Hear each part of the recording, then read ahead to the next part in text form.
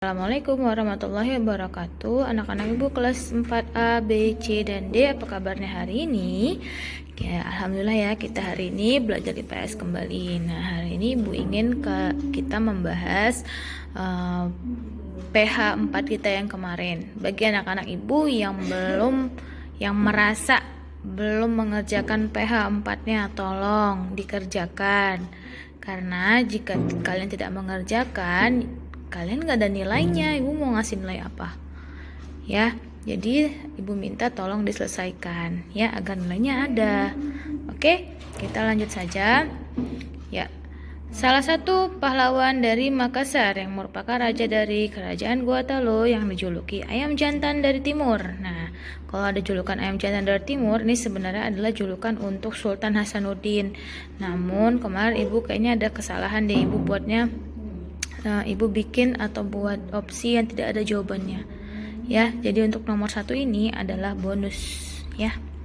Oke, harusnya jawabannya adalah Sultan Hasanuddin. Oke, selanjutnya, perguruan taman siswa merupakan salah satu upaya untuk meningkatkan pendidikan Indonesia.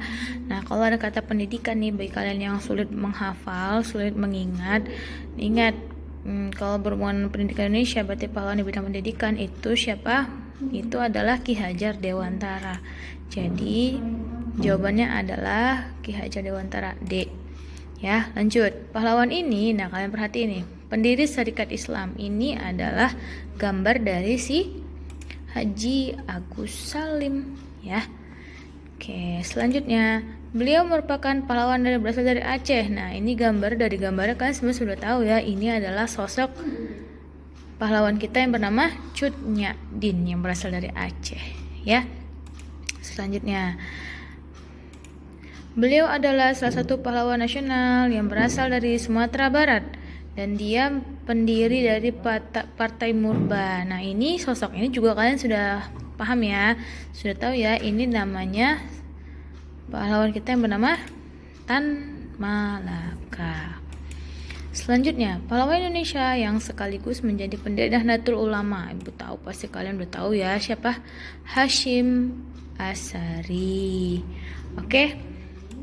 Untuk nomor 7, Panglima Tentara pertama dan Jenderal Republik Indonesia termuda dalam sejarah Indonesia adalah disematkan oleh pahlawan kita yang bernama siapa? Sudirman. Nah, kalau kalian baca atau kalian mengamati video, membaca video, mendengarkan video yang lalu, pasti kalian sudah tahu jawabannya. Selanjutnya, pahlawan ini sangat gigih memperjuangkan kemerdekaan melawan pemerintahan Hindia Belanda di Pulau Jawa yang terjadi pada tahun 1825 sampai 1830. Nah, kalau ada soal seperti ini, kalian tinggal lihat kata kuncinya aja.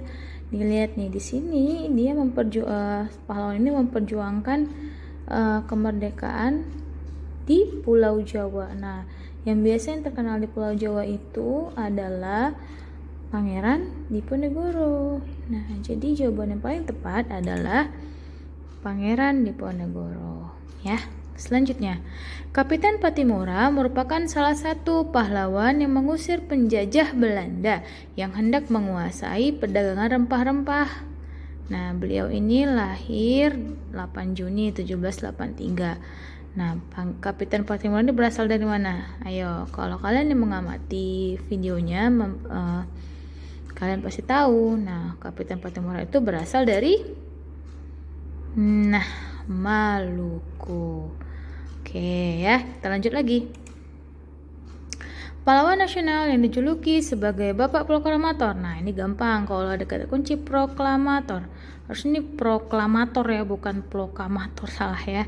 Proklamator adalah Soekarno-Hatta dan Dr. Andes Muhammad Hatta. Ya, selanjutnya.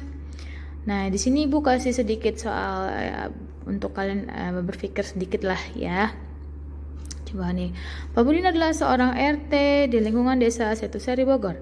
Pak Budi selalu menerima keluhan warganya dengan senang hati. Pak Budi selalu pulang larut malam karena harus mengikuti rapat musyawarah serta persiapan untuk menanggulangi pencegahan banjir di lingkungannya. Lalu di pagi harinya, Pak Budi harus berangkat bekerja sebagai seorang guru karena lokasi rumahnya jauh dari sekolah. Menurut kamu, sikap kepahlawanan apa yang terdapat pada diri Pak Budi sebagai RT? Nah, sikapnya apa? Ayo, apakah malas? Apakah mementingkan diri sendiri? Atau sabar dan berani? Nah, jadi jawaban yang paling tepat itu adalah rela berkorban dan mendahulukan kepentingan orang lain di atas kepentingan pribadi, gitu ya. Ini bukan nih, salah nih, harusnya A, B, C, D doang ya. Lanjut. Suatu hari Bu Fatimah pergi berbelanja di pasar. Sampai di sana beliau melihat seorang ibu hamil yang pingsan di pinggir jalan. Dengan cepat Bu Fatimah memeriksa keadaan ibu hamil tersebut dan memanggil ambulan untuk dibawa ke rumah sakit. Sikap kepahlawanan apa yang terdapat pada Bu Fatimah? Apakah disiplin? Kurang tepat. Apakah rajin atau tekun? Tidak, ya. Jadi jawaban yang paling tepat itu adalah berani, karena Bu Fatimah ini dengan berani, dengan sigap menolong ibu hamil yang sedang kesusahan di jalan, gitu ya. Kita lanjut. Nah, nomor 13. Haji Agus Salim, Ki Hajar Dewantara, dan Cut Nyak-Dien. Ini beberapa contoh pahlawan yang diberi gelar apa nih?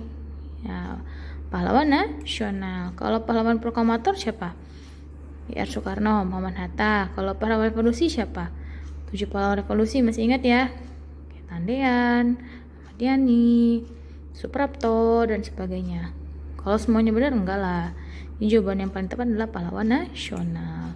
Selanjutnya, pahlawan yang gugur dalam peristiwa G30 SPKI diberi gelar sebagai, nah ini tadi, sebagai pahlawan pahlawan revolusi, karena mereka aktif memberontak melawan G30 SPKI, di mana waktu itu PKI ingin meruntuhkan yang namanya dasar negara kita, itu Pancasila. Nah, itu tidak dibiarkan oleh masyarakat Indonesia, para pahlawan Indonesia, sehingga ada beberapa di antara mereka yang akhirnya harus gugur di medan pertempuran. Gitu ya. Selanjutnya, Museum Lubang Buaya yang ada di Jakarta Timur digunakan untuk dijadikan sebagai tempat mengenang kejadian perjuangan pahlawan melawan kekejaman PKI yang ingin mengubah dasar negara kita saat itu. Beberapa nama pahlawan yang terlibat dalam peristiwa tersebut adalah, nah ini benar nih, Ahmad Yani benar, Kapten Tendian benar, MT Haryono benar. Nah di sini Pangeran Diponegoro, wah beda tahun ya. Pangeran Diponegoro tuh lahirnya kapan, ini kejadiannya kapan. Nah peristiwanya berbeda, berarti bukan. Terus Ahmad Yani, Suprapto, Panjaitan itu sudah Bung Tomo, beda, bukan ya. Terus kemudian Ahmad Yani, Soekarno, Soeharto, Ahmad Yani, Kapten Tendian. Nah Soekarno bukan, tidak. Nah, kalau Jenderal Ahmad Yani, MT Haryono, Legend Suprapto, dan B.I. Panjaitan. Nah, ini adalah jawaban yang paling tepat. Jadi jawabannya adalah D. Ya. Lanjut nomor 16. Bung Tomo atau Sutomo adalah pahlawan nasional yang lahir 3 Oktober 1920 di mana? Di Surabaya. Ini nggak ada jawabannya. Belum Ibu cantumin nih. Nah, ini harusnya jawabannya di Surabaya ya. Jawabannya D. Ya, lanjut. Bung Tomo menyeruakan dan membakar api semangat para pemuda untuk mempertahankan kemerdekaan dari Belanda melalui siaran radio yang dibuatnya. Perlawanan Bung Tomo menyebabkan terjadi pertempuran Surabaya tanggal berapa? Tanggal 10 November 1945 ya, yang sekarang kita peringatkan sebagai Hari Pahlawan. Itu ya. Lanjut. Musuh utama dari Sultan Iskandar Muda adalah siapa waktu itu? Sultan Iskandar Muda itu zamannya sebelum ada pahlawan-pahlawan nasional ya, masih berbentuk kerajaan. Pada saat berbentuk kerajaan itu kebanyakan orang-orang Portugis yang banyak datang menghampiri pulau-pulau ataupun negara-negara lain untuk mencari yang namanya rempah-rempah. Kebetulan pada orang-orang Portugis ini menemukan nih, oh ternyata di Indonesia nih, di kerajaannya Sultan Iskandar Muda di Aceh itu sedang berjaya, dan mereka monopoli mereka menguasai perdagangan rempah-rempah di situ. Wah, mereka pengen juga nih, ingin menguasai juga. Nah, disitulah Sultan Iskandar Muda tidak terima, karena itu kan daerah kita, wilayah kita, negara kita. Jadi Portugis tidak berhak untuk merampas hak-haknya di hak-hak Indonesia seperti itu. Makanya Sultan Iskandar Muda melakukan perlawanan terhadap orang-orang Portugis saat itu. Nah, setelah Portugis muncul, barulah masuk nih orang Belanda, kemudian masuklah Inggris, masuk Prancis.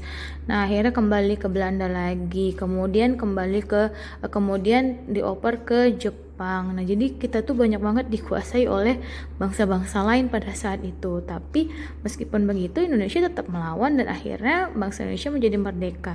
Maka dari itu, untuk kalian, kemerdekaan kita ini bukan hal yang mudah, ya, penuh dengan perjuangan. Jadi untuk mengisi kemerdekaan pun kalian sebagai siswa harus rajinlah belajar, semangatlah belajar, semangat mencapai cita-cita kalian, karena nanti kalian yang akan meneruskan perjuangan yang ada di Indonesia ini. Ya, mungkin nanti dari kalian ada yang bercita-cita, ada yang nanti jadi presiden, ada nanti yang akan menjadi dokter, ada yang menjadi diplomat, ada yang menjadi menteri, mungkin kita nggak tahu kan. Nah, kalian ini yang akan menjadi penerus bangsa yang hebat-hebat, dan adalah bangsa yang cerdas, bermartabat, beragama, dan rendah hati, tetap rendah hati, ya. Oke ya, lanjut ya. Nomor 19. Sultan Iskandar Muda menguasai daerah kerajaan yang terletak di daerah mana? Sultan Iskandar Muda tadi udah ceritain ya, daerah Aceh. Oke, kita lanjut nomor 20. Singkatan Tim SAR. Nah, Ibu ini pernah ngasih tahu nih, Tim SAR itu apa sih? SAR. SAR itu maksudnya Search and Rescue. Nah, jadi jawabannya adalah A. Ya, Tim SAR itu kan tim penyelamat, ya. Misalkan ada orang yang kena gempa, mereka yang mengevakuasi atau mereka yang menyelamatkan, atau ada orang yang tenggelam, mereka juga membantu menyelamatkan orang-orang tersebut, gitu. Dan banyak lagi. Oke, nomor 21. Suatu kisah ataupun kejadian yang terjadi pada masa lalu. Nah, pada masa lalu itu disebut sebagai sejarah. Ya, kisah di masa lalu biasanya kita sebut sebagai sejarah. Oke ya. Lanjut, nomor 22.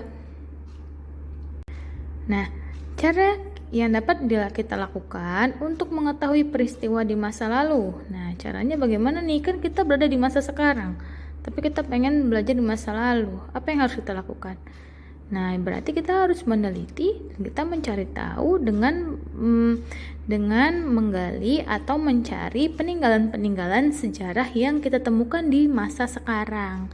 Ya, agar bisa menganalisis ataupun mencari tahu tentang kehidupan masa lalu. Nah, dengan cara mengamati peninggalan-peninggalan yang ada. Misalkan kayak bangunan-bangunan yang tua, atau penemuan-penemuan lain kayak fosil, candi, atau ada bentuk tulisan yang zaman dulu, misalnya, itu juga termasuk bukti sejarah yang bisa kita pelajari, gitu ya. Jadi jawabannya adalah C. Oke. Nah, kita lanjut lagi. Nomor 23. Contoh peninggalan sejarah yang berupa tulisan. Kalau dia berupa tulisan, ingat ya, berarti dia biasanya dalam bentuk catatan yang ditulis di lempeng. Di lempengan boleh, di lembaran logam dan sebagainya, bentuk ukiran. Nah, itu termasuk, namanya adalah prasasti. Nah, makanya kita bisa dapat nih informasi dari suatu kejadian atau suatu peristiwa pada saat itu melalui prasasti ini, di mana prasasti ini biasanya seperti bentuk tulisan yang dibuat oleh kerajaan. Supaya apa sih? Supaya orang yang masa kemudian atau kerajaan itu bisa dikenang ataupun bisa diingat atau mengingat suatu peristiwa penting dari kerajaan tersebut yang bisa aja nanti diketahui oleh manusia yang akan datang atau orang-orang di masa yang akan mendatang, gitu. Selanjutnya, nomor 24. Candi, fosil, masjid merupakan contoh peninggalan sejarah yang berbentuk lisan. Nggak mungkin. Kalau lisan itu kan berarti kita harus tanyakan kepada orangnya langsung yang mengalami peristiwa itu di saat itu gitu, di saat yang lampau itu gitu. Nah kalau tulisan, nah nggak mungkin ya. Kalau tulisan kan biasanya dalam bentuk prasasti gitu ya. Nah kalau dalam bentuk manusia nggak mungkin. Berarti jawaban yang paling tepat adalah benda. Kan candi itu, candi, fosil, masih itu kan sebenarnya bentuknya benda kan, benda yang berbentuk gitu ya. Kelas ini, kelas sekolah itu pun sebenarnya bisa kita sebut dengan benda kan, dia bukan benda yang hidup kan, bukan sesuatu yang hidup, bisa dikatakan benda juga ya. Oke, lanjut. Nomor 25. Sisa-sisa tulang belulang manusia, hewan dan tumbuhan yang telah membatu, yang berusia jutaan tahun. Nah, ini pengertian dari apa nih? Ini adalah pengertian dari fosil ya. Oke, diingat ya, ini adalah fosil. Kalau candi itu biasanya bangunan-bangunan yang dan biasanya yang membangun bangunan ini tuh adalah kerajaan Hindu atau kerajaan Buddha. Nah, mereka membangun candi-candi itu biasanya untuk tempat persembahan, untuk ya menurut agama mereka ya. Padahal sebenarnya itu tidak sesuai dengan ajaran agama Islam ya. Nah, tapi karena ini adalah sejarah atau kebudayaan, nggak apa-apa kita pelajari ya. Tapi bukan berarti harus kita ikuti, tidak. Cukup tahu saja, kita memahami, kita mengerti. Nah, dan nanti kita coba menghargai ya, tapi tidak untuk diikuti gitu. Nah, kayak tulang ini juga bukan, minyak bumi kan fosil, berasal dari fosil tapi sudah dalam bentuk minyak bumi yang dipakai untuk energi kan, berarti bukan. Jawaban yang paling tepat itu adalah C. Oke ya. Nah, karena sudah habis pembahasannya, sudah habis. Nah, terima kasih. Ibu harap pembahasan kita ini bermanfaat buat kalian dan bisa kalian bergunakan nanti untuk persiapan PAS. Oke ya. Selamat belajar dari Ibu. Ibu ucapkan wassalamualaikum warahmatullahi wabarakatuh. Terima kasih and see you soon.